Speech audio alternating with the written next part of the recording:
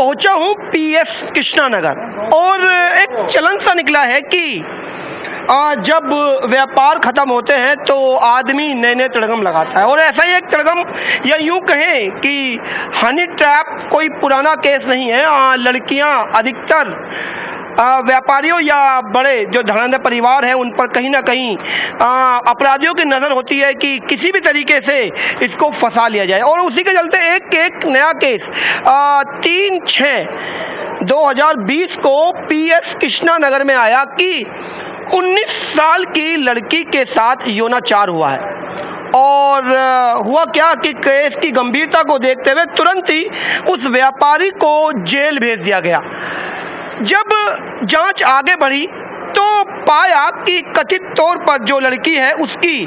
So called बताई जाने वाली एक बहन प्रिया के साथ और 2 लोगों के साथ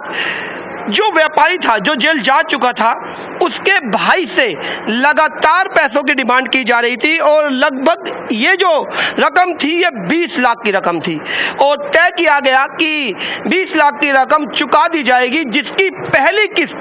5 लाख रुपए हॉस्टाइल होने के लिए सभी जानते हैं कि कोर्ट में हॉस्टाइल हो जाता है तो शायद जो मुजरिम होता है वो छूट जाता है, उसके लिए पहली रकम 5 लाख की मांगी गई। और जब इस बात की जानकारी पीएस कृष्णा नगर के को लगी तो एसएचओ राजकुमार शाह जी के नेतृत्व में एक टीम का गठन किया गया, जिसमें वुमन एसआई अनुपम और इंद्रपाल परमवीर और राजेंद्र कांस्टेबल की एक टीम का गठन किया गया और पूरी गहन जांच में लग गए। और जब जांच की गई तो पता लगा कि जो पीड़ित पक्ष है, जो लड़की 19 साल की बताई जा रही थी, उसकी कोई भी बहन नहीं है। और यहाँ से जब क्लियर हुआ कि इसकी किसी भी तरह की कोई बहन नहीं है तो जांच को